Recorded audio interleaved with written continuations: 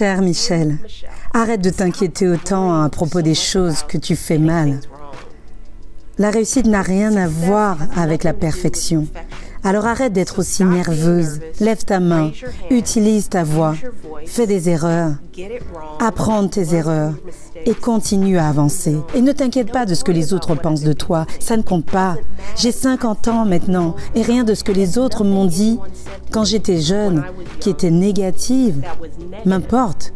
Ça n'a pas d'importance, alors sois courageuse, utilise ta voix, ignore les sceptiques et travaille dur, parce que la vie est un travail acharné. N'aie pas peur de ça. Fais-le. Vous cherchez des conseils pour réussir? Vous voulez tout simplement de la motivation pour pouvoir atteindre vos objectifs de vie ou croire en vous? Si c'est le cas, vous êtes au bon endroit. Salut à tous, c'est Mélissa de Miss Imparfaite. Je suis la boule d'énergie qui va vous donner de la motivation pour pouvoir atteindre vos objectifs de vie et croire en vous. Aujourd'hui, nous allons parler des conseils pour réussir de Michelle Obama. Alors Michelle Obama, en fait, qui ne la connaît pas, donc c'est la première femme afro-américaine à avoir été première dame des États-Unis d'Amérique. Alors il faut savoir que Michelle Obama, en fait, est née d'une mère secrétaire et d'un père employé d'usine de production. Elle va suivre des études d'avocate et va être brillamment diplômée de Princeton. À la suite de ça, en fait, elle va travailler dans un cabinet d'avocats en tant qu'associée, dans un cabinet spécialisé dans le marketing et la propriété intellectuelle. Donc c'est là qu'elle va rencontrer Barack Obama, qui sera à l'époque son stagiaire et elle sera son maître de stage. À la suite de ce parcours en tant qu'avocate, Michelle Obama va switcher complètement et en fait va se lancer dans une carrière dans le service public où elle réussira brillamment. Alors il faut savoir notamment qu'elle sortira un livre en novembre 2018 où là effectivement en fait comme elle le dit, elle va parler de ses racines et comment en fait une fille du Sud a réussi à trouver sa voie. Et en sortant ce livre, elle espère que ses lecteurs en fait vont trouver aussi le courage de vivre la vie de leurs rêves et de vivre la vie qu'ils souhaitent réellement. Alors je vous laisse découvrir les conseils pour réussir de Michelle Obama. Pensez à vous abonner tout de suite à la chaîne. N'hésitez pas aussi à laisser des commentaires s'il y a un conseil qui résonne en vous et je vous dis à tout de suite. Comme beaucoup d'entre vous le savent, j'ai grandi dans une famille de la classe ouvrière à Chicago. Et alors qu'aucun de mes parents n'a été au-delà du lycée, laissez-moi vous dire qu'ils ont économisé chaque centime que mon père a gagné à son travail en ville, parce qu'ils étaient déterminés à m'envoyer à l'université. Et même après que mon père ait reçu un diagnostic de sclérose en plaques et qu'il a eu du mal à marcher, et qu'il devait compter sur des béquilles juste pour se sortir du lit chaque matin, mon père a rarement manqué une journée de travail. Vous voyez, ce travail de col bleu a aidé à payer la petite partie des frais de scolarité qui n'a pas été couverte par des prêts ou de subventions, ni par mon travail ou des emplois d'été. Mon père était si fier de payer ses frais de scolarité à temps, chaque mois, souscrivant même à des prêts quand il était à court. Vous voyez, il n'a jamais voulu que je rate la date limite d'inscription parce que son chèque était en retard. C'est mon histoire. Et vous avez tous fait face à des défis bien plus importants que tout ce que ma famille ou moi-même avons connu. Défis que la plupart des étudiants ne pourraient même pas imaginer. Certains d'entre vous ont été sans abri. Certains d'entre vous ont risqué le rejet de leur famille pour poursuivre leurs études. Beaucoup d'entre vous se sont réveillés la nuit en se demandant comment diable alliez-vous soutenir vos parents et vos enfants et toujours payer les frais de scolarité. Et beaucoup d'entre vous savent ce que c'est de vivre non seulement mois après mois ou jour après jour, mais repas après repas. Laissez-moi vous dire que vous ne devriez jamais être embarrassé par ces combats.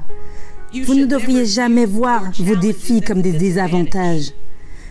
Au lieu de cela, il est important que vous compreniez que votre expérience à affronter et à surmonter l'adversité est en fait l'un de vos plus gros avantages.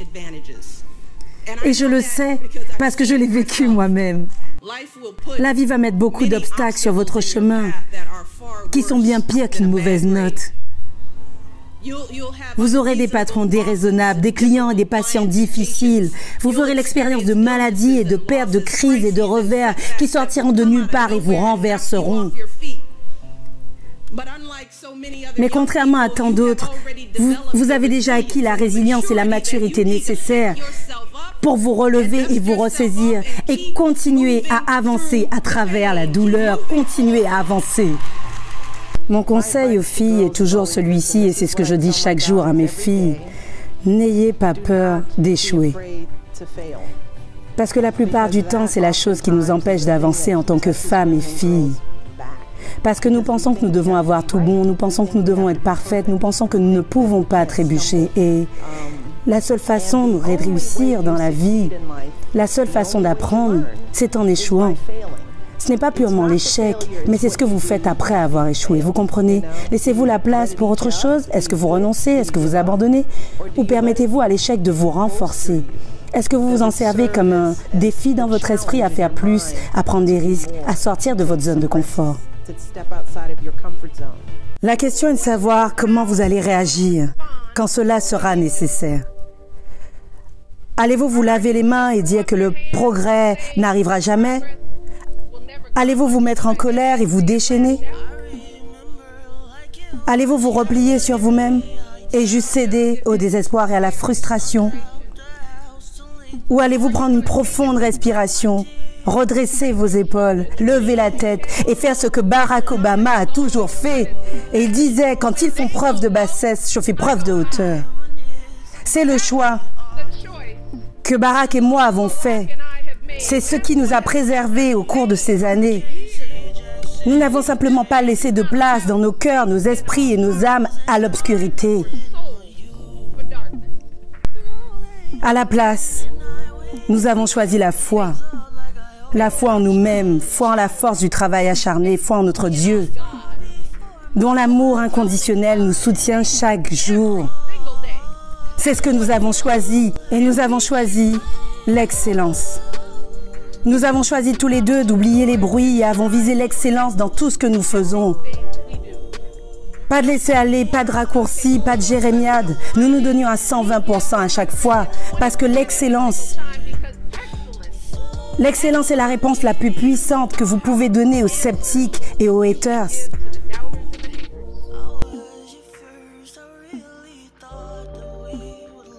C'est aussi la chose la plus puissante que vous puissiez faire pour vous-même. Parce que ce sont les efforts déployés et le fait de se démener et de se pousser soi-même vers le haut qui vous feront développer le talent que Dieu vous a donné. Voilà comment vous deviendrez plus fort et plus intelligent et plus capable de faire la différence pour les autres. Voilà les choix que Barack et moi avons faits.